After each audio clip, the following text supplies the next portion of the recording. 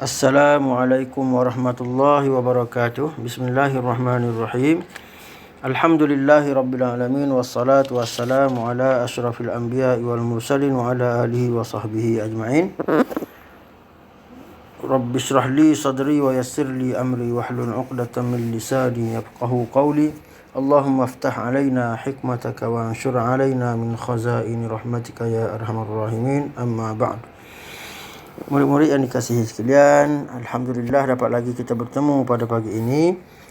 Saya harap moga-moga kita semua dirahmati oleh Allah Subhanahu Wa Taala, dan saya harap kamu semua berada dalam keadaan yang sihat sejahtera selalu dan dijauhi daripada segala penyakit, segala wabak bahaya COVID-19, insya-Allah. Okey, untuk hari ini, untuk pagi ini, marilah sama-sama kita menyambung kembali pelajaran PDPR kita. Hari ini kita belajar ulum syariah bidang akidah, iaitu beriman kepada kitab. Okey, beriman kepada kitab. Okey, kalau kita tengok di sini ada seorang penceramah sedang memberi ucapan dalam gambar ni sedang memberi ucapan, dan ada di bawah stadium tu, di bawah pentas tu ada pendengar-pendengar yang sedang mendengar ceramah beliau. Tajuknya beriman kepada kitab. Okey, kata penceramah tersebut, mengapa saya menjadikan Al-Quran sebagai panduan kitab panduan hidup saya? Mengapa saya menjadikan kitab Al-Quran sebagai kitab panduan hidup saya? Dia buat persoalan di situ. Okey, mengapa? Nombor satu, kita tengok nombor satu apa jawapan dia. Dia kata, okey, tengok nombor satu ni apa jawapan dia. Dia kata apa?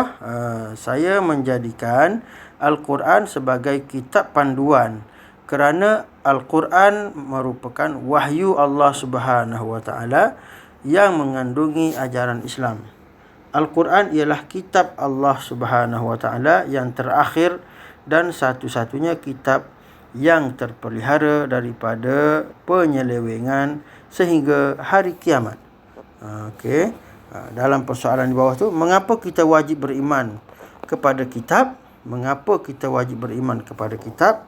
Okey, kita tengok kewajipan beriman kepada kitab Allah Subhanahu Wa Taala adalah berdasarkan ayat Al-Quran yang diturunkan oleh Allah Subhanahu Wa Taala, seperti mana yang ditulis dalam ayat ini, iaitu ya ayyuhallazina amanu.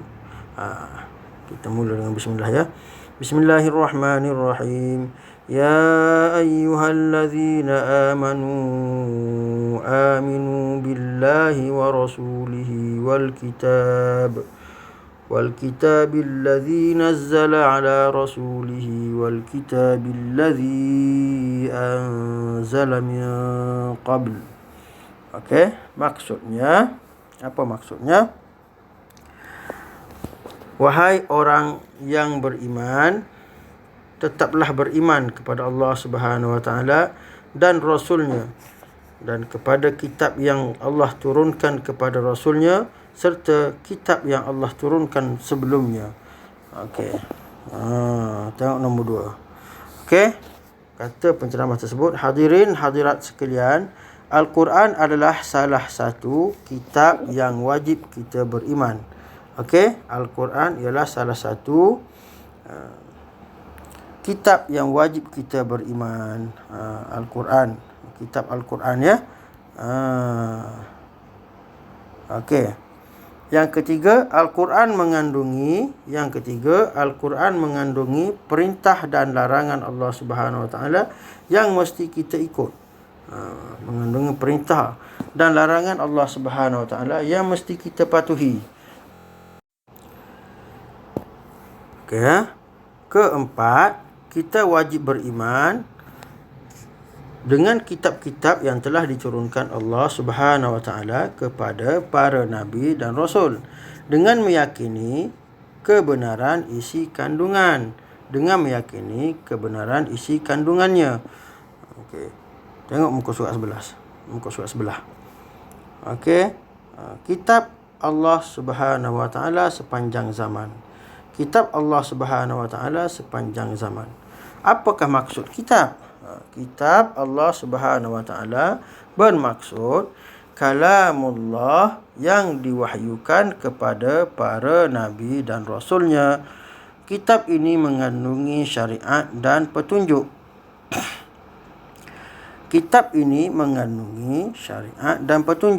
Memimpin manusia ke jalan yang benar dan diredai oleh Allah Subhanahu wa taala. Itu maksud kitab Allah Subhanahu wa taala, ya. Nama-nama kitab, seterusnya nama-nama kitab yang wajib kita ketahui. Rupanya ada banyak kitabnya. Ada beberapa kitab yang wajib kita ketahui. Yang umat Islam mesti tahu. Kalau kita tak tahu nama-nama kitab ni, kita berdosa. Okey, mesti kita tahu. Mesti kita beriman kepada kitab. Maknanya kita kena tahu nama-nama kitab Allah Subhanahu wa taala yang diturunkan kepada Nabi Muhammad dan juga nabi-nabi sebelum ini. Okey. Yang pertama, apakah nama kitabnya? Yang pertama, kitab Zabur. Ditulis kitab Zabur diturunkan kepada Nabi Daud alaihi salam. Okey. Yang kedua, kitab Taurat diturunkan kepada Nabi Musa alaihi salam. Yang ketiga, kitab Injil diturunkan kepada Nabi Isa alaihi salam. Dan yang akhir sekali adalah kitab Al-Quran. Yang ada dengan kita sekarang ni adalah kitab Al-Quran yang diturunkan kepada Nabi Muhammad sallallahu alaihi wasallam, yang mana kita beramal dengannya, yang kita baca setiap hari, iaitu kitab Al-Quran. Okey. Kitab-kitab yang dulu tu ada lagi tak? Kitab-kitab yang dulu tu telah dimansuhkan, telah dihapuskan penggunaannya oleh Allah Subhanahu wa taala, kerana Allah telah menurunkan kitab Al-Quran kepada Nabi Muhammad sallallahu alaihi wasallam.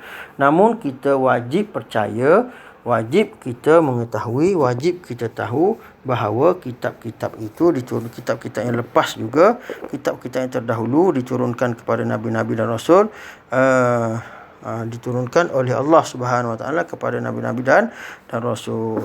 Okey, kita ulang. Kitab pertama sekali, Allah telah menurunkan kitab Zabur kepada Nabi Daud. Yang kedua, Allah telah menurunkan kitab Taurat kepada Nabi Musa. Yang ketiga, Allah telah menurunkan kitab Injil kepada Nabi Isa. Dan yang akhir sekali, Allah telah menurunkan kitab Al-Quran kepada Nabi Muhammad sallallahu alaihi wasallam, dan ianya kekal sehingga ke hari ini, sehingga ke hari kiamat nanti. Okey. Selain kitab, kita tengok bawah ni info. Info. Selain kitab, terdapat juga suhuf. Apa dia suhuf? Suhuf ataupun lembaran yang mengandungi wahyu Allah Subhanahu wa taala yang diturunkan kepada para nabi dan rasul. Seperti suhuf kepada Nabi Ibrahim. Allah telah menurunkan suhuf kepada Nabi Ibrahim alaihi salam, dan juga Nabi Musa alaihi salam. Ada juga Allah menurunkan suhuf. Selain daripada kitab, Allah menurunkan suhuf. Suhuf ni berbentuk helaian-helaian. Okey, kemudian yang kedua, apa maksud syariat? Syariat ni ialah hukum dan aturan Islam yang Allah Subhanahu wa taala berikan kepada manusia dan mesti dipatuhi, seperti akidah, ibadat dan juga akhlak. Okey, Ustaz harap kamu boleh memahami apa yang Ustaz ajar pada hari ini. Moga-moga kita semua diberi ganjaran pahala dan ilmu kita berkekalan sehingga ke sehingga ke akhir hayat kita nanti. Okey, untuk tugasan kamu pada hari ini, kamu boleh buka buku aktiviti muka surat 71 dan juga muka surat 72. Okey, kamu isikan tempat kosong dengan erti kitab apa. Pilih jawapan di atas ni, di atas ni, dan isikan tempat kosong yang Ustaz tulis tik-tik tu. Yang ni erti kitab Allah Subhanahu Wa Taala. Kemudian yang ke muka surat 72, kamu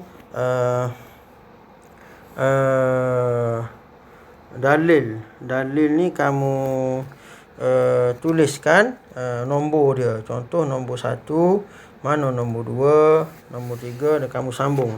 Kamu tengok dalam buku teks tadi.